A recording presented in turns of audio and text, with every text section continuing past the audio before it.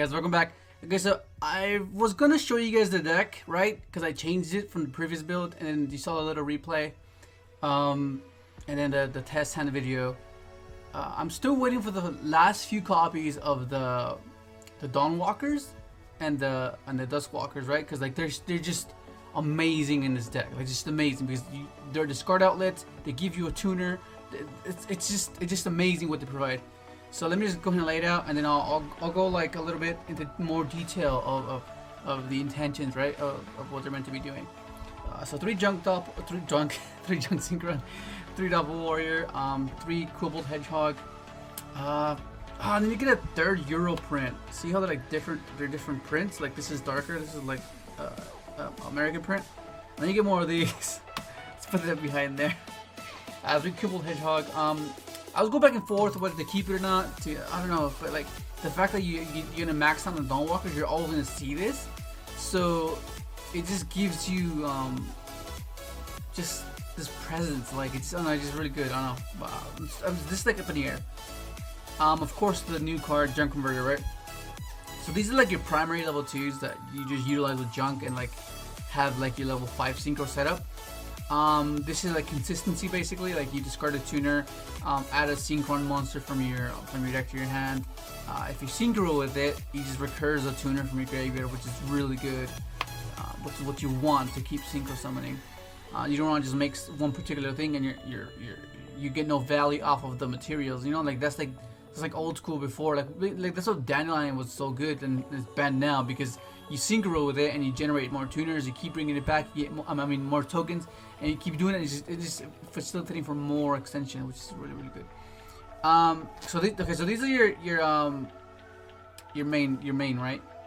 I guess Kobold's still kind of up in the air, but more so this is like your main lineup. And of course you have your one-ofs. You play your Mermer because some of you really don't like Mermer, but I think it's the fact that you can. It's like a last resort type of thing. If you try to do your push and then they stop speeder, they stop this, then you still have Mermer as a contingency plan. Like if it all fails, you just have this and then just continue your sync or something. And of course you play one Destrudo. I was maxing out on this before. Same thing with Jet Synchron. Right, I was maxing on this because you want to just open it with Duskwalker, Dawnwalker, and Junk Converter, so it's always good. But I kept like drawing into more when I was drawing in from the Librarian draws. Like that's the thing. That's the issue with these hyper sequence decks. You want to see the key cards, but then once you see your key cards, it's like I don't want to see any more of them, you know. But it's like you want to open them, so it's in a weird spot. And when you're trying to make sense out of it, of course. And you play your one gate because you're playing one Dark Worm because you're playing the Dragon Shrine and the Ravine, right? And okay, these are the ones that I want to talk about. I'll put these right here. Okay, so you play one Dark Worm. Let me get the secret one. You play with Dark Worm because it's just another body to synchro summon with. It's a way to have another dragon other than Destrudo to pitch for Ravine or Shrine. And of course, these are the standard staple. Like if you're playing any junk synchron deck or any junk double deck, you need to play one of each, at least at minimum, because this lets you sync. Like when you do the speeder play, you're gonna synchro summon with Jet, and then Jet can search a junk, and that's why you add this. It's amazing. And then of course Synchro Carrier, because sometimes you have junk already and you don't want to search another junk, so you just search this guy and it lets you summon it gives you an additional summon for a Synchron monster, which is really good. Then of course Fleur Synchron. Been going back and forth between this and Satellite Synchron, because like Satellite Synchron is cool, but this is just better because you have so many level 2s that you get stuck in your hand, and like this just basically when you synchro summon with this, you can special summon level 2 or lower from your hand, and that's really good. And I'm playing. Okay, so a lot of you all have been questioning what build is better, right? This build or the Symphonic build, right? Because they both have their strengths. Like I really like the fact that you can synchro with your scale. That's like amazing. Like it's basically giving you more monster zones. Like it is not once per turn. So if you can get if you manage to get like 3 of these on board, you can potentially synchro summon with like 3 of your scales, which is crazy. But yeah, I want you to have the aspect of the fact that you have this and it gives you 0 scale. You can search it off tuning, right? You can search it. So like, if you feel like you need a pendulum summon, you have that at your disposal, right? You have it. If not, then you just search the gate 0. Use it to pitch for Ravine, or use it to pitch for one of these guys, right? Or just simply pitch for Jet, which is cool, right? But yeah, you just want the fact that you have so many normal summons, like you want to be able to just make your whole hand just summonable. And of course you play one Jet because Jet Synchro. and then these are the ones that correspond with these guys. So for those of you that don't know what these guys do, okay, so they both have the same thing where you discard a card and special summon from your hand. So it's an activated effect in hand, right? And then once it resolves, it summons the monster. So it's pretty cool. So what you do is you discard a card, special summon from hand, and then this one summons this guy, Sapei, right? Already. And all the cards you want to discard, you want to discard. Like you want them engraved. That's the good thing about it, right? That's why you want to pitch Quill, right? You want to pitch Doppel. You want to pitch this. So you set up your junk synchron. You want to pitch like this is what you just want to discard, which is kind of like you might wait. Like I was even considering playing Malicious, but it's high level, so I'm not sure how I would incorporate that within the combo or within the sequences. Like the extra deck is kind of weird already to pour where the levels really matter, right? And then Dawnwalker's the exact same thing, except it summons Fire Ant, right? And I guess Fire Ant has this other effect. When this card if it's destroyed, you can special summon one. Wait. When this card is destroyed by battle and sent to the graveyard, you can target one level 5 monster in your graveyard. Special summon that target, but its effects are negated. Also sent to the graveyard during end phase. That's pretty cool. So like, let's say if you somehow happen to like draw these at the wrong times, like like you hard draw this, or you you had another something, you can do like little neat plays where you can crash this and bring back one of your level 5s, which is pretty cool. You can bring back a Librarian, you can bring back Excel Synchron, right? Any level 5. Yeah. And so that's pretty neat. It has other utilities that might come up. They're very niche, but like it's cool that you have that as an option. And then Sapei, when this card is sent to the field of the graveyard, you can special one Oracle of the Sun. So this is another one. It's I don't have I can't remember. It's I'll put a picture. It's basically summon another level 5. So that's pretty neat, I guess. But I'm not sure if you actually need to play that. I think this is just good enough. Yeah, so it's very like 1-of-y, right? It's like what a 1-ofs, because like then you have Yugioh, because one of the best tuners in the game. Like it gets even better because of this. So this, if you notice, there's a lot of 1-ofs, but they have synergy within each other, right? It's very randomized, so it makes it that much harder to play around. Like your opponent is not gonna really know what to do. Like of course they know the basic. Okay, go speeder. They know that's like the speeder. Negate that. Okay, it's fine. But your hand is so random. It's very like odds are like can't be deciphered because they're 1-ofs. So your opponent can't really like anticipate. That's one of the good things about these type of decks. They're hard to anticipate, so that makes it harder to play. So it gives you the edge to be clever, right? That's what I really like about these decks. But yeah, it's pretty cool. Then you have your spells, of course. You have your triple tuning because you want to search your synchrons.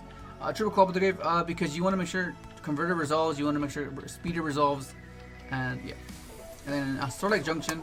It's another consistency card. So if you open up any tuner, you can tribute it and special summon a synchron monster from your deck with a different level, which is cool. Which is what I like. You can what's it called? Special summon Synchron Carrier, which is cool. And of course, I still play the one Synchro Chase. I don't know. This might be like it's either you play 3 of it to see it, or you play none of it, because like it's kind of hard to just have the one. Like you don't want to see like multiples, of course, but like playing at one is you rarely see it, but when you do, it's amazing. For those of you that didn't see the little combo you can do where if you set up a Crystal Wing and the Formula Synchron, you can like use Crystal Wing, right? And then Synchro Summon with Formula and Crystal Wing into Satellite Warrior, right? And then nuke the board, and then this will trigger. And since they can't respond to your Synchron or the Stardust or your Warrior monsters effects, They can't respond to Formless Synchron. They can't respond to Starlight Warrior, and then you just bring back your Crystal Wing, and you get another monster negate, which is insane. And then of course you have your Pot of Avarice, right? Pot of Avarice is just got off the ban list. It's, oh man, it's recycled your synchros. It's so good. And then of course you have your, this is in the wrong order. You play your Rhoda, 1-for-1, Fool's Burial, Dragon Shrine, Dragon Ravine, right? You just want to discard things. Just, well, you want to discard outlets just to turn 1, be able to just summon your jet, your junk, right? Then of course you play Reborn, and then in place you play 1 Popper Up. This is like the same scenario. It's a 1-of, right? But like I said, when you start drawing off Librarian, you don't want to see multiple copies of certain cards. That's why it's very toolboxy. For example, take Spirals. That deck is literally a bunch of 1-ofs, and look how crazy it's, look how amazing it's doing. That's just crazy. Of course, it loses to draw, but like it's this is what I mean about ratios and how you could abide by them to an extent, but the intention of a particular card makes much more an impact, right? How would I break this down to make it a little bit more sense? Like, although, right, the odds of you drawing this, right, are very minimal. Like, it's a 1. But when you do draw it, what it provides for the deck is huge, right? So you have to consider that, right? That you have to. Like the example I used before, I'm not talking about playing 6 vanillas to resolve a particular card. You know, like, that's just, you have, there's like a line where you're not meant to cross, alright? Then you go to the Casualville, where it's just straight up casual. So you want to maintain a competitive aspect of it, to it, right? But yeah. And that's the deck, right? And then let me go ahead and show you guys what, because like a lot of you are asking like, what's better, the what's it called, the symphonic one or this one. But I want to talk. I want to talk about the deck itself for a little more, right? Because we know that shadows are huge right now. We don't know if it's gonna continue to be huge, right? We don't know if it's gonna continue like past April or in April, like, because they're not gonna have, like, Cross Sheep is like insane, like what that does for that deck, and the fact that it's like they're not gonna be bound by the linked zones anymore, it just makes it kind of scary. But yeah, like, keep that in mind, is like main decking like interactions instead of just playing through your extra toolbox ways, right?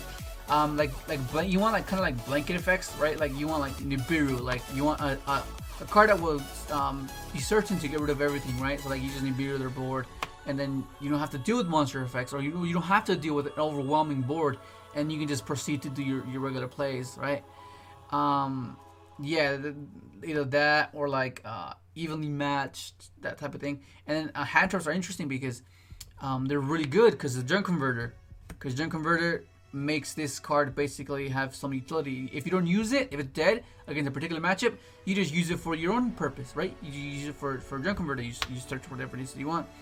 Then of course, Impermanence, because it's good going first and second, right? You can negate the window. You can negate a monster that's like waiting to be utilized against you, and you know, it's like, you know, and drawing multiples isn't too bad, especially because all you need is like just 2 cards to do your junk speeder play. So by then, like, I don't know, it just seems like you have the advantage due through your extra deck and how toolboxy it is, and the fact that you have Corner and Gandrax and Trishula at your disposal makes it even worthwhile playing like something like this, right? Because like you want to be able to hinder them, leave them at suboptimal board, and then you capitalize with like banishing all the cards in the grave or all monsters on the field, or like you Trish play, you know, and be crippling that way. But yeah, and playing more of these guys. I want to talk about this card because this card is not bad at all. Because like, for those of you that don't know what this does, it's basically a Synchro summon. It's like a formula Synchro hand trap. You can during your opponent's main phase, quick effect, you can target one face-up monster your opponent. You can target one face-up monster you control. Special summon this card from your hand, and if you do, immediately after this effect resolves, Synchro summon one Synchro monster using only this card you control and that target. You can only use the effect once per turn. So like, let's say you have like a Crystal Wing. So instead of ending with the formula synchro play where you do the synchro chase, and you nuke the board, bring back your crystal wing. You do it with this one. So you basically like leave an Omega on board if you know, like, depending on what it is, and you go into Satellite Warrior with this instead, which is really cool. Or there should be more applications for this, but it's kind of hard to like fully go over every card pool, because there's an abundance of cards to just look through. It's just, and then finding the right recipe right deck list it takes some time. Of course, and then of course something else, like you want more discard outlets, right? And you know what's the good thing about this guy? It's a machine, right? And Quillbolt and Jet Synchron are machines, so you can pitch those, right? They're discard outlets. You can pitch those and do the grave setup, and this is not bad. It's a beater, and it has an effect. It's a spot removal, which is cool. But the fact that it's so high, it's a level 7. There is room to utilize this if you make like Doppel tokens, right? Because like Doppel tokens in this is a Trish, right? Or you can make an Omega, and then you can keep recurring it, right? Like, but I don't know. I just it's something to think about, right? But yeah, and then of course you have the symphonic engine, which is what you guys were wondering, which one's better. It's kind of hard to decide. Like, it honestly is. I like the fact that this build pushes speeder more, right? Because like if your junk fails, then you have your additional summon to summon your odd-eye synchron, and then just continue that way. Or you can just I don't know. It's hard to choose. It's honestly hard. They're just both good in their own way. I don't think I can choose. I think it just comes down to preference, right? Like, it just comes, like, I like the fact that this itself is a discard outlet, and it gives you an additional summon, and it gives you a body, right? But like, I kind of like I think it's either I think it's either gonna be the symphonic engine or the Duskwalker and the Dawnwalker engine, because they serve a similar purpose. This gives you a monster and an additional summon. This doesn't use your normal summon. It gives you another monster and it discards. You know, so I think it's gonna be either or. That's either the Dawn and the Dusk or the Symphonic. I think that's what it's gonna come down to. Yeah, I don't know. It's just I don't know. It's hard to choose. It's really hard to choose. And okay, more hand traps, right? Like I said, playing hand traps to try to hinder your opponent, right? Because they have synergy with your converter, so that makes it like a even better reason to play them. But like, it's just hard to pick and choose what hand traps are good right now and what hand trap will be good then, because like that's another factor too. Because like this deck is heavily reliant on the side deck, right? Because that's how you capitalize. You expose their weakness and then just gear towards that to give you the edge, right? Then of course playing more of the Shudos, more of this, right? And of course this. And then another card, I would keep going back and forth on this one, Psychic Wielder, because I like the fact that it's a tuner and it's a special summon monster, and it's very cool the fact that if you sync or something with it, you can pop a monster on the field with the less attack than the sync or summon monster, which is really cool, and it just forces things out. You know, it's something I keep going back and forth on it because I want it to work, especially because it's like secret. You know, it just looks so freaking cool. Look at it, it's green and it's like a wheel. It just looks so cool. I don't know. I just want it to work. I don't know. I keep going back to this. Of course, and more perform trials. And then of course, something that I've been wanting and I've been testing, right? Just been the initial sequence was Instant Fusion. Instant Fusion with Crush Sheep, but I don't think that deck will be the Junk Speeder deck. I think that will just be like a different type of Synchro deck that utilizes the Crush Sheep to bring back a particular material that you want to keep recurring. So let's say you make Cross Sheep, right? Let's say you make it with this, because you just need 2 monsters. Let's say you go Supay, right? Discard special. Depending what you discard, you know, it doesn't matter. You make Cross Sheep. You Instant Fusion for where are they? right? For any of these, like, cause there's some pretty cool fusions. But like ideally a tuner, right? Like let's say you go Cross Sheep, and then you summon it to a zone, and you trigger Cross Sheep, summon level 4 lower. It's like you can bring back Doppel, you can bring back Cruel, you can bring back Knight, you can bring back you can bring back anything, which is cool. And another thing to consider is if you go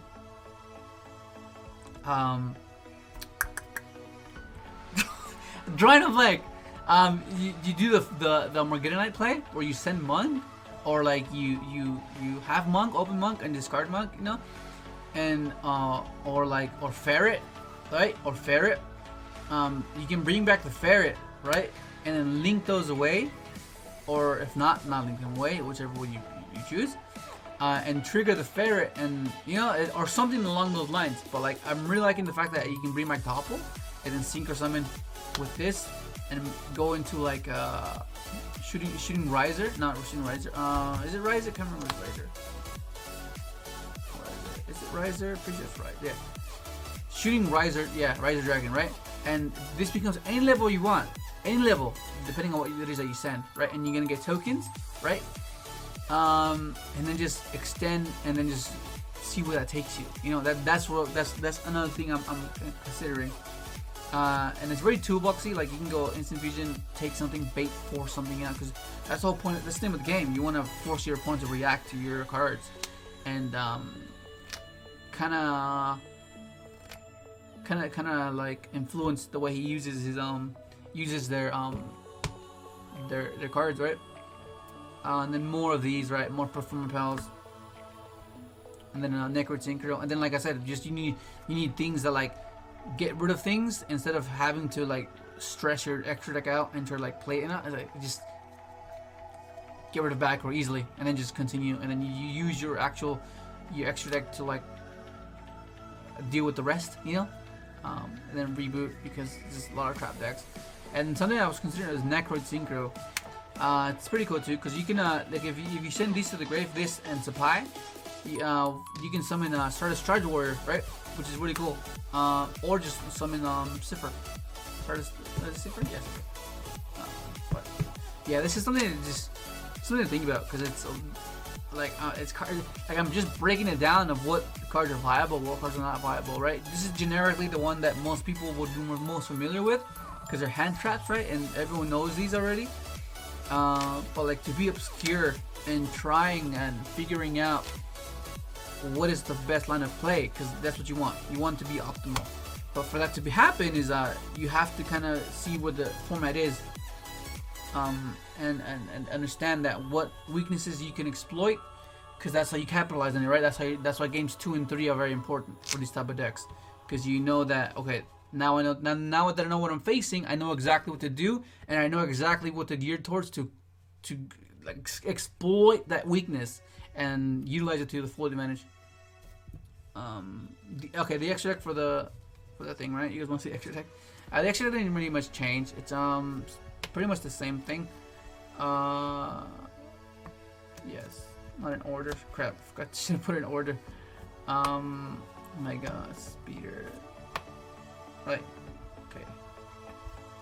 There we go. I'll name him in a bit. Okay. Yeah. Just give me a second. It's amazing. I'm not sure. I ended up cutting this guy. Keep going back and forth. I keep wanting to play this because it's so easy to make, and it's basically like it negates inherent summon, and it's I don't know. These are like in the air right now. Of course, dude. I was playing a game where I resolved this guy's effect. Oh my God, because I couldn't get over some Goki thing where it's unaffected by monsters, and he had like another Goki where it reduces the attack of my monsters. So it was like so dumb. Like, what do I do against this damn deck, dude? It was so dumb. Trish. Okay, so you have your your Celestial Double Star Shaman, Full Metal Synchron, Junk Speeder, Stardust Charge Warrior, Cypher Lord Omega, XL Synchron, FA Dawn Dragster, Cosmic Blazar Dragon, Crystal Wing Synchro Dragon, TG Hyper Librarian, Crystal Karan Gandrak, Starlight Warrior, Yazi Evil of the Yang Zing, Trishula Dragon of the Ice Barrier, and Metal Marcher. A lot of you ask me, okay, read the cards. So that's why I read them for you. Okay, you're welcome. And then of course you have tokens, of course. If you want tokens or any like fuel sensor like custom made, I'll put the link in the description. Message Clinton, right? He makes you any dude. Look how cool he made me these Doppel tokens. This was like when the first version of it, when it was kind of it was okay, but he made me a second pair. These are like just so cool. Look at them, like just awesome. Like especially this one, and it's like, look, check it out. Let me. I don't really take these out because I want to keep it protected as much as I can. But look how cool that is, right? Look how cool that is. Look how cool that is. Awesome. Yeah, it's an actual card, right? It's an actual card. Yeah, it's pretty cool. Like it's not gonna like fall apart. You know, it's like it's like a card. Like the same treatment you give your actual card, it'll be the same thing. But it just looks so cool. Right. But that's basically gonna be it. I just want to quickly just show you guys, give you a little bit more insight of what I'm considering, what I'm not considering, and yeah, it's just really fun though. Like that's gonna be for sure the thing. And we got, you guys really like when I do the test hands, right? Like I'm not sure if I can just be doing like a bunch of videos, just nothing but test hands, like every day, just test hands, because you guys seem to really like them. They're super long as well. Hopefully you enjoyed the video. Like, subscribe if you haven't, and thanks for watching.